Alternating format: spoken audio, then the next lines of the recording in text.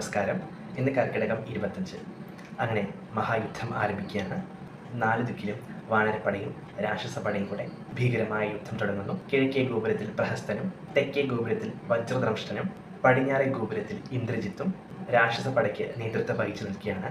അതുപോലെ തന്നെ നീലനും സൈന്യവും വാനരപ്പടയ്ക്ക് നേതൃത്വം വഹിച്ച് കിഴക്കേ ഗോപുരത്തിലും അംഗദൻ തെക്കേ ഗോപുരത്തിലും ഹനുമാൻ പടിഞ്ഞാറേ ഗോപുരത്തിലും സുഗ്രീവൻ, ലക്ഷ്മണൻ, വിഭീഷണൻ തുടങ്ങിയവർ വടക്കേ ഗോപുരത്തിൽ നിന്ന് യുദ്ധം ആരംഭിക്കുകയാണ്. ഒട്ടനവധി രാക്ഷസന്മാരെ ഒന്നാം ദിവസത്തെ യുദ്ധത്തിൽ വാനരസേന നിലംപരിശാക്കി. അങ്ങനെ ആ ദിവസത്തെ യുദ്ധം അവസാനിക്കുകയാണ്. അപ്പോൾ ആ സമയത്ത് രാവണൻ വാനരപ്പടയുടെ യുദ്ധതന്ത്രങ്ങളൊക്കെ അറിയാനായിട്ട് 1-2 രാക്ഷസരെ വാനരസേനയുടെ അടുത്തിലിട്ട് അയക്കുകയാണ്.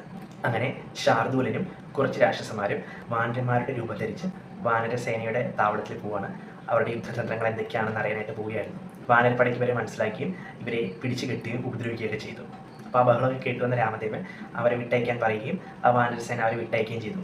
അങ്ങനെ അവർ രാവണൻ്റെ കൊട്ടാരത്തിൽ ചെന്നിട്ട് കാര്യങ്ങളൊക്കെ പറയുകയാണ്. അപ്പോൾ രാമദേവൻ്റെ കൃപ കൊണ്ടാണ് ഞങ്ങൾക്കിപ്പോൾ ജീവൻ തിരിച്ചിട്ടിരുന്നത് അവർ പറഞ്ഞു. അപ്പോൾ രാവണനാണെങ്കിൽ ദേഷ്യം കയറി നിൽക്കണം. കാരണം ഒട്ടനവധി നാശനഷ്ടങ്ങൾ രാവണൻ്റെ സേനയ്ക്ക് ഉണ്ടായിട്ടുണ്ട്. അപ്പോൾ രാവണൻ ഒരു കാര്യം ചെയ്തു. വിദ്യുത് ജീവൻ എന്ന് പറയുന്ന ഒരു രാക്ഷസനുണ്ട്. അദ്ദേഹത്തിൻ്റെ സഹായത്തോടെ രാമദേവൻ്റെ ശിരസിൻ്റെ ഒരു മായ പ്രതീകമുണ്ടാക്കി അതൊരു തളികയിൽ വെച്ച് സീതാദേവി അത് തുറന്നു നോക്കുമ്പോൾ ശ്രീരാമദേവൻ്റെ ശിരസാണ്, മാന്ത്രിക ശിരസാണ് കാണുന്നത്. അപ്പോൾ ഇത് കണ്ട് സീതാദേവി അലമുറയിട്ട് കരയാണ്. അപ്പോൾ രാവണൻ പറയുന്നുണ്ട്, നിൻ്റെ പതിയുടെ തല ഞാൻ അറുത്ത് കളഞ്ഞു. എനിക്ക് മുന്നിൽ അവൻ വെറും ഒരു ഭീരുവായിരുന്നു. രാമദേവൻ്റെ മാന്ത്രിക ശിരസ കണ്ടിട്ട് സീതാദേവി മോഹാലസ്യപ്പെട്ട് വീഴാണ്. അപ്പോൾ രാവണൻ തിരിച്ച് കൊട്ടാരത്തിലേക്ക് പോകുന്നു. കുറേ നേരത്തിന് ശേഷം സീതാദേവി സുബോധം വീണ്ടെടുക്കുകയാണ്. അപ്പോൾ സരമ അവിടെ വരികയാണ്. സരമ, ഇത് രാവണൻ്റെ ഒരു മാന്ത്രിക വേലയായിട്ട് നീ കണ്ടാൽ മതി. ഒരിക്കലും ശ്രീരാമദേവൻ്റെ ശിരസ് ഇറക്കാനുള്ള ശക്തിയൊന്നും രാവണനില്ല. രാമദേവനാണ് രാവണൻ്റെ ശിരസ് ഇറക്കുക ഒക്കെ സരമ പറയണം. അപ്പോൾ ഇത് കേട്ട് സന്തോഷത്തോടുകൂടി സീതാദേവി സരമയോട് നന്ദിയൊക്കെ പറയുകയാണ്. അപ്പോൾ ആ സമയം അംഗദൻ രാവണൻ്റെ കൊട്ടാരത്തിൽ വന്നിട്ട് രാവണനോട് പറയാണ്, എത്രയും വേഗം തന്നെ സീതാദേവി തിരിച്ച് ശ്രീരാമദേവൻ്റെ പക്കൽ കൊടുത്തോളൂ, അല്ലെങ്കിൽ ഇന്നലത്തെ പോലെ ആയിരിക്കില്ല, ഇന്നും അതിഭീകരമായിട്ടുള്ള യുദ്ധം നടക്കുമെന്നൊക്കെ പറയാണ്.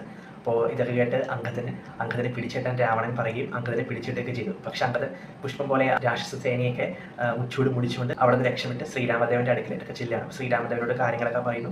അങ്ങനെ പിറ്റേ ദിവസവും ഘോരമായിട്ടുള്ള യുദ്ധങ്ങൾ നടക്കുകയാണ്. അങ്ങനെ പിറ്റേ ദിവസം യുദ്ധത്തിനായിട്ട് രാവണൻ പുറപ്പെടുകയാണ്. അപ്പോൾ രാവണൻ തൻ്റെ അതിവിശിഷ്ടവും അലങ്കാരപൂർണ്ണമായുള്ള രഥത്തിലേറിയിട്ട് ലങ്കയുടെ ഗോപുരവാതിൽ കടന്ന് യുദ്ധക്കളത്തിലേട്ടായിട്ട് പോവുകയാണ്. അപ്പോൾ രാവണനോടൊപ്പം ലങ്കയിലെ ജീവിച്ചിരിക്കുന്ന മറ്റു യോദ്ധാക്കളും മറ്റു പ്രമുഖരും രഥത്തിലേറിയിട്ട് യുദ്ധത്തിനായിട്ട് എഴുന്നള്ളതാണ്. അപ്പോൾ വടക്കേ ഗോപുരത്തിൽ രാവണനും മറ്റു രാക്ഷസ പ്രമുഖരൊക്കെ നിൽക്കണമെന്നിട്ട് ശ്രീരാമദേവൻ വിഭീഷണനെ വിളിച്ച് ചോദിക്കുന്നുണ്ട്, ഇത് ആരൊക്കെയാണെന്നൊക്കെ ചോദിക്കുന്നുണ്ട്. അപ്പോൾ വിഭീഷണൻ എല്ലാവരെക്കുറിച്ചും ശ്രീരാമദേവനെ പറഞ്ഞു കൊടുക്കുന്നുണ്ട്. അങ്ങനെ യുദ്ധം ആരംഭിക്കുകയാണ്. യുദ്ധത്തിനിടയ്ക്ക് ഹനുമാൻ രാവണൻ്റെ രഥത്തിലേക്ക് ചാടി കയറുകയും രാവണനെ ശക്തിയായിട്ട് പ്രഹരിക്കുകയൊക്കെ ചെയ്തു. അങ്ങനെ രാവണൻ നിലത്ത് വീണ് ചോര